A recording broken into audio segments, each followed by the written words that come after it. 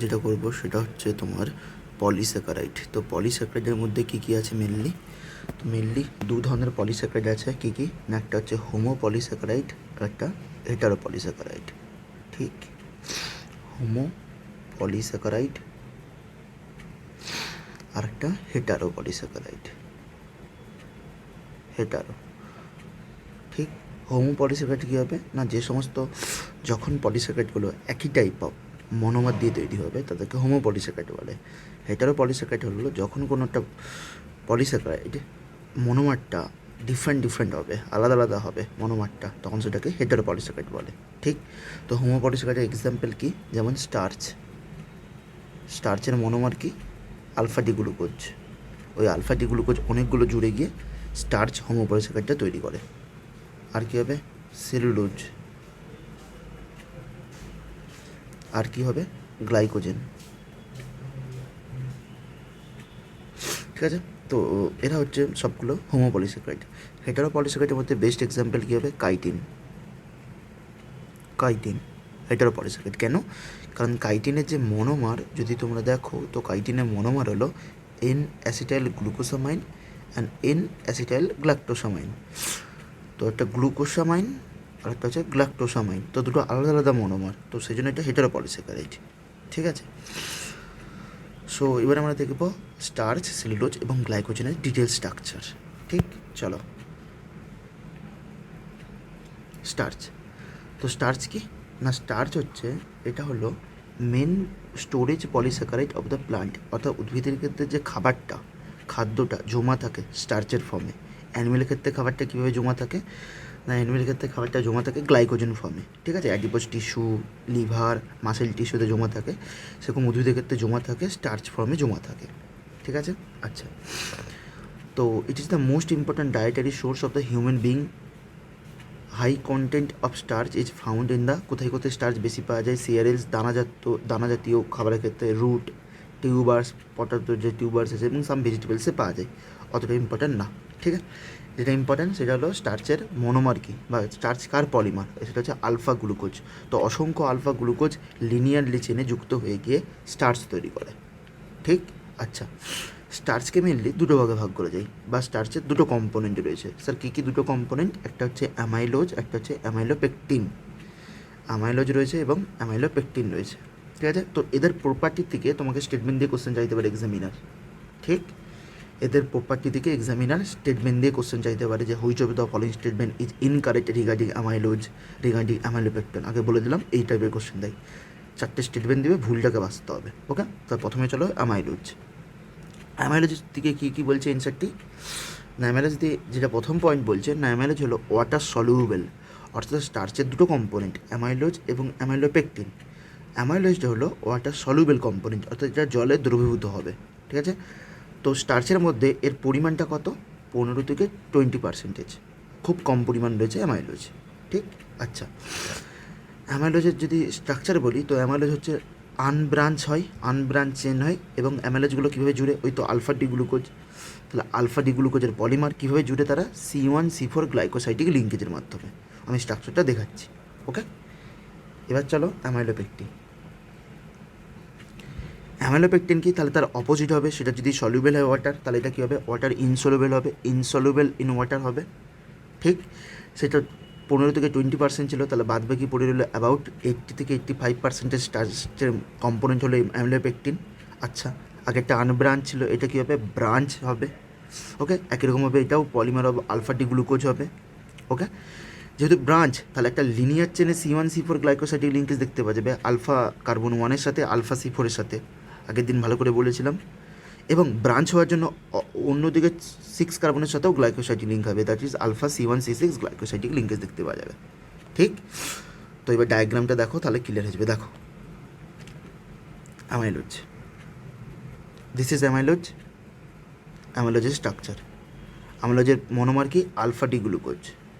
একটা alpha D glucose, এসব অনেকগুলো যুক্ত হতে থাকবে। আলফা ডি গ্লুকোজ, এই একটা আলফা ডি গ্লুকোজ। ঠিক। আচ্ছা, এই আলফা ডি গ্লুকোজের কী বলেছে? যেহেতু আলফা বলেছি, তার মানে এর নিচে ওএইচ গ্রুপ আছে। ওকে। অপরটার আলফা ডি গ্লুকোজ এখানে এটা ওইচ গ্রুপ আছে, এটা 4 নম্বর পজিশনে। তো এখান থেকে কী হবে, এইভাবে এইচ ওইচ হয়ে জল বেরিয়ে গ্লাইকোসাইডিক লিঙ্কেজ তৈরি করবে, অক্সিজেনের মাধ্যমে যুক্ত থাকবে। ইম্পর্টেন্ট পয়েন্ট, একটা আলফা ডি গ্লুকোজের কার্বন 1-এর সাথে অপর যে আলফা ডি গ্লুকোজ আছে তার কার্বন 4-এ, দেখো পাশে 4 লেখা আছে, এটা 1 লেখা আছে, এর 4 কার্বনের মধ্যে C4 মধ্যে এই গ্লাইকোসাইডিক লিঙ্কেজটা দেখতে পাওয়া যাচ্ছে। তাহলে আলফা ডি গ্লুকোজে কোন ধরনের লিঙ্কেজ দেখতে পাওয়া যায় না, আলফা C1C4, বা এক কথায় লেখা হয় আলফা 1,4 গ্লাইকোসাইডিক লিঙ্কেজ।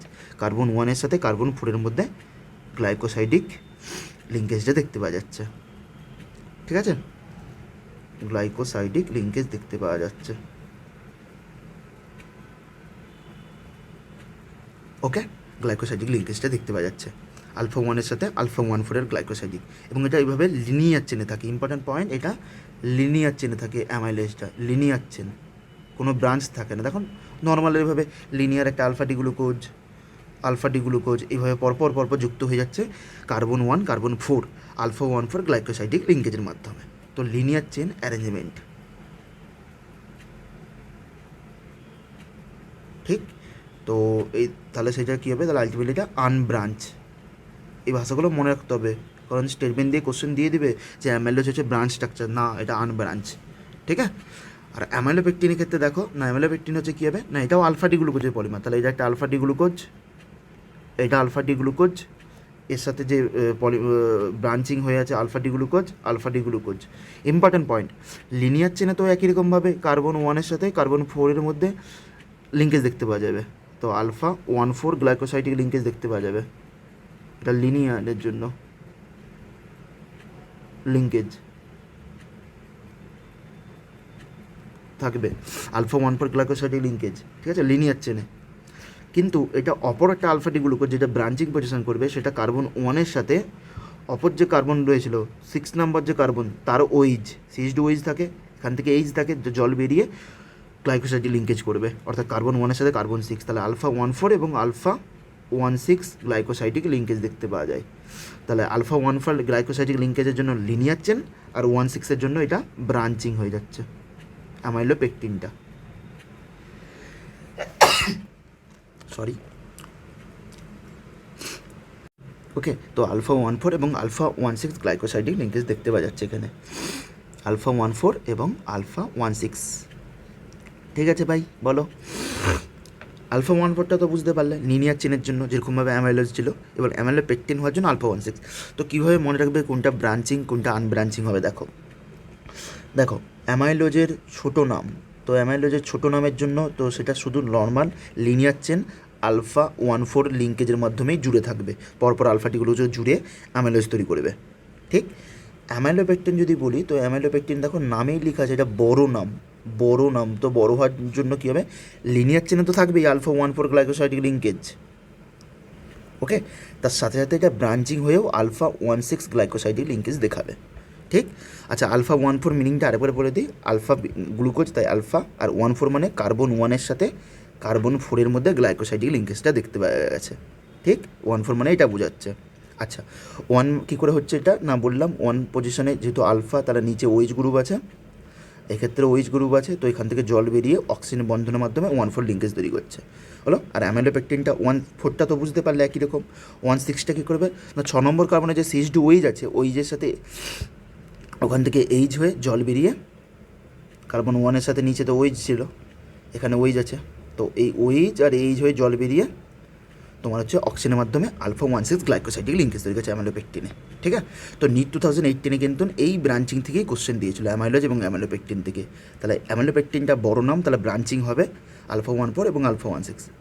ঠিক আছে, আর বাদ বাকি তো ওয়াটার সলিউবেল কোনটা ওয়াটার ইনসলিউবেল, এগুলো তো 50 থেকে 20% এটা পারবে।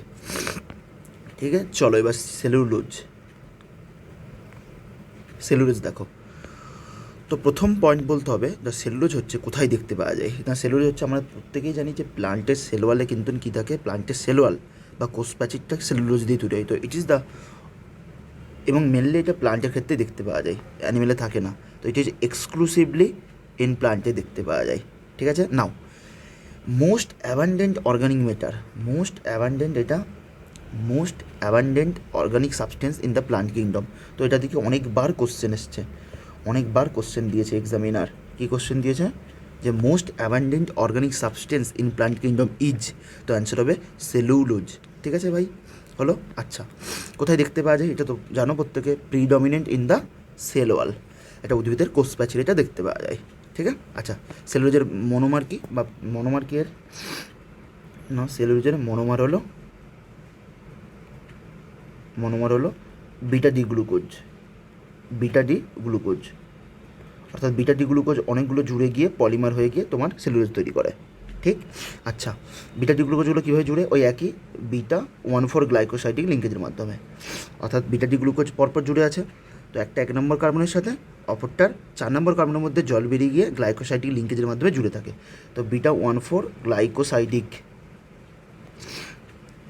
গ্লাইকোসাইডিক লিঙ্কেজের মাধ্যমে জুড়ে থাকে। ঠিক আছে, তো এটা তো দেখো এসে দেখো, তো বিটা ডি গ্লুকোজের কার্বন 1-এর সাথে অফ দ্য 1 গ্লুকোজ, একটা বিটা ডি গ্লুকোজের 1 গ্লুকোজের সাথে C4 carbon of the next glucose উন্নতভাবে জুড়ে থাকবে। তো এইভাবে কী তৈরি করবে না, বিটা 1,4 গ্লাইকোসাইডিক লিঙ্কেজ। তো লিঙ্কেজগুলো ইম্পর্ট্যান্ট আছে এখানে এসে। ঠিক আছে, 1 নম্বর কার্বনের সাথে 4 নম্বর কার্বনের মধ্যে জল বেরিয়ে গিয়ে অক্সিজেনের মাধ্যমে গ্লাইকোসাইডিক লিঙ্কেজের মাধ্যমে অনেকগুলো বিটা ডি গ্লুকোজ পরপর জুড়ে গিয়ে সেলুলোজটা তৈরি করবে। কেমন, আশা করি কোনো অসুবিধা নেই। ঠিক আছে, আচ্ছা তোমাদেরকে আমি ক্লাস 11-এর এনসিইআরটিতে এটা কিন্তু পড়িয়েছি, কোনটা বলো তো, সেটা হচ্ছে এটা, যে স্টার্চ এবং সেলুলোজের মধ্যে পার্থক্য, তো ওটা ইম্পর্ট্যান্ট আছে, তো খেয়াল রাখবে। তো তাতে মেন পয়েন্ট কিন্তু আমি এটাই বলেছিলাম যে স্টার্চ হলো ব্রাঞ্চিং। কেন, কারণ স্টার্চের মধ্যে বেশি তো অ্যামিলোপেকটিনই আছে, প্রায় 80 থেকে 85%, তাহলে সেই অনুসারে অ্যান্সার হবে। তো স্টার্চ হলো ব্রাঞ্চিং, সেলুলোজ হলো আনব্রাঞ্চিং। হলো কয়ে, ব্রাঞ্চিং মানে এটা হচ্ছে লিনিয়ার প্লাস হচ্ছে হেলিক্যাল স্ট্রাকচার তৈরি করছে, হেলিক্যাল, আর আনব্রাঞ্চ মানে নর্মাল শুধু লিনিয়ার স্ট্রাকচার করছে, শুধু লিনিয়ার স্ট্রাকচার, কোনো হেলিক্যাল নয়, কোনো হেলিক্যাল স্ট্রাকচার নয়। ঠিক আছে, কোনো হেলিক্যাল স্ট্রাকচার তৈরি করছে না, তাই তো। তো স্টার্চ যেহেতু ব্রাঞ্চিং, তাহলে কী বলেছিলাম, স্টার্চ হলো আলফা ডি গ্লুকোজের পলিমার, তাহলে এতে আলফা 1,4 গ্লাইকোসাইডের লিঙ্কেজের মাধ্যমে জুড়বে, আর আলফা 1,6 গ্লাইকোসাইডের লিঙ্কেজ দেখতে পাওয়া যাবে, গ্লাইকোসাইডিক লিঙ্কেজ। ওকে, আর এক্ষেত্রে না সেলুলোজ হচ্ছে জাস্ট নর্মাল লিনিয়ার চেন, তো এতে শুধুমাত্র বিটা 1,4 গ্লাইকোসাইডিক লিঙ্কেজ দেখতে পাওয়া যাবে। ঠিক আছে, নর্মাল লিনিয়ার চেন হওয়ার জন্য, তো এটা ইম্পর্ট্যান্ট। স্টার্চের মধ্যে আলফা 1,4 এবং আলফা 1,6, বারবার বলছি, বিশেষ করে অ্যামাইলোপেকটিন, যদি অ্যামাইলোজ বলতো, অ্যামাইলোজের কোনো ব্রাঞ্চ দেখতে পাওয়া যায় না, তো অ্যামাইলোজটা নর্মালি আলফা 1,4, কিন্তু স্টার্চ তো বেশি রয়েছে, 80 থেকে 80% অ্যামিলোপেকটিন, তো তার কথা অনুসারে অ্যান্সার দিতে হবে, এটা ব্রাঞ্চিং হয় আলফা 1,4 আলফা 1,6 গ্লাইকোসাইডিক। আলফা 1,4 মানে আশা করে বুঝতে দিতে পেরেছি, কার্বন 1-এর সাথে কার্বন 4-এর মধ্যে জল বেরিয়ে গ্লাইকোসাইডিক লিঙ্কেজের মাধ্যমে জুড়ছে পরপর, আশা করি বুঝাতে পেরেছি ওইটা। ঠিক আছে, চলো এবার নেক্সট টপিক, সেটা হচ্ছে গ্লাইকোজেন। গ্লাইকোজেন কি, প্লান্টের ক্ষেত্রে যেমন খাবারটা স্টোর থাকে স্টার্চ ফর্মে, সেরকমই আমাদের ক্ষেত্রে অতিরিক্ত গ্লুকোজকে গ্লাইকোজেনে কনভার্ট করে দেয়, তো সেটাকে আমরা বলি গ্লাইকোজেনেসিস। তো সেই হয়ে জমা থাকে কোথায় কোথায় না, বিভিন্ন প্রকার জায়গায় জমা থাকে, যেমন তোমার বলেছি liver tissue, adipose tissue, muscle tissue, ব্রেনে জমা থাকে। ওকে, তাহলে আলটিমেটলি গ্লাইকোজেন হলো অ্যানিমেলের স্টোরেজ মেটেরিয়াল, অ্যানিমেল যে রয়েছে অ্যানিমেলসের স্টোরেজ মেটেরিয়াল। ওকে, খাবারটা জমা থাকে এইভাবে। আচ্ছা, তো এটাকে ওই জন্য আমরা গ্লাইকোজেনকে অ্যানিমেল স্টার্চ বলি, কারণ খাবারটা জমা থাকছে, তাই এটাকে অ্যানিমেল স্টার্চ বলে। ঠিক আছে, নাও ইম্পর্ট্যান্ট পয়েন্ট, গ্লাইকোজেনের যদি স্ট্রাকচার বলে, তো গ্লাইকোজেনের স্ট্রাকচার কী, বা এতে কী লিঙ্কেজ দেখতে পাওয়া যায়, তো কিছুই না, তোমার শুধু বলতে হবে গ্লাইকোজেন হলো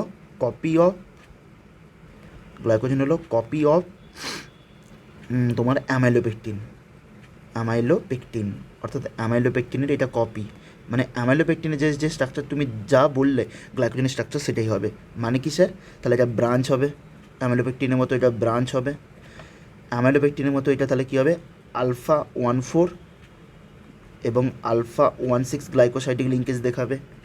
ঠিক, আচ্ছা বাস ওটাই, তো এটা ব্রাঞ্চ হবে, দেখতে পাচ্ছ, এটা ব্রাঞ্চ হবে ওই সব জায়গায়। কোথায় দেখতে পাওয়া যায় গ্লাইকোজেনগুলো, লিভার টিস্যু, অ্যাডিপোস টিস্যু, মাসেলে, ব্রেনে, এগুলো দেখতে পাওয়া যায়। কেন, কারণ এটা তো খাবারটাকে জমা রাখছে। এবার অনেক সময় কী হলো, যখন আমাদের বডির মধ্যে গ্লুকোজ লেভেল কমে গেল, তখন ওই গ্লাইকোজেনটাকে ভেঙে পুনরায় গ্লুকোজ তৈরি করবে, গিয়ে আমাদের বডির মধ্যে গ্লুকোজ সাপ্লাইটাকে বা গ্লুকোজের যে নিড সেটাকে মেটাবে। ঠিক আছে, এটা তাহলে মেনলি যে গ্লাইকোজেনটা কি না গ্লুকোজটাকে গ্লাইকোজেনে কনভার্ট হয়ে কী প্রসেস গ্লাইকোজেনোসিস, এই প্রসেসের মাধ্যমে কোথায় জমা থাকে লিভার, অ্যাডিপোজ টিস্যু, ওই ফ্যাটি টিস্যু আর কি, muscle, brain tissue, heart tissue, ওখানে জমা থাকে। এবং যখন তোমার বডির মধ্যে গ্লুকোজ কমে যাবে, তবে তুমি অনেক খাচ্ছ না কিছু, তখন কী হবে ওই গ্লাইকোজেন যেটা আমাদের বডির মধ্যে জমা আছে ওটা তখন ভেঙে যাবে, ভেঙে গিয়ে গ্লুকোজ তৈরি করবে। কী প্রসেসে ভাঙবে না গ্লাইকোজেনোলাইসিস প্রসেসের মাধ্যমে গ্লুকোজ হবে, হয়ে বডির মধ্যে যে নিড ওটাকে মেটাবে, ঠিক আছে চালিয়ে। তাহলে এটা তোমার হয়ে গেল। তো কার্বোহাইড্রেট কী কী লেখা আছে এটা চালিয়ে দেখতে পারো, ওই যে আমি যেই কনসেপ্টটা বললাম ওটাই লেখা আছে, আর কিছু লেখা নেই, ঠিক আছে। থ্যাংক ইউ ভাই। তো এতটুকু করলে আশা তো করছি যা কোশ্চেন আসার কার্বোহাইড্রেট দিকে যা আসতে পারে তো এখান থেকে হয়ে যাবে, কেমন। সো এরপরে প্রোটিন ডিসকাশন হবে, তো ততক্ষণ একবার এইগুলোকে ভালো করে এই লিঙ্কেজগুলোকে ভালো করে রিভাইজ করে নেবে, ঠিক আছে। লিঙ্কেজ সেকশনটাকে ভালো করে রিভাইজ করে দেবে, তাহলে তোমাদের হয়ে যাবে, আশা তো করছি কোনো অসুবিধা হবে না। লিঙ্কেজ পার্টটা ভালোভাবে রিভাইজ করে নিলে, ঠিক আছে চালিয়ে। থ্যাংক ইউ ভাই। প্লিজ সাবস্ক্রাইব করো, লাইক করো, শেয়ার করো বন্ধুবান্ধবদের সাথে। চলো।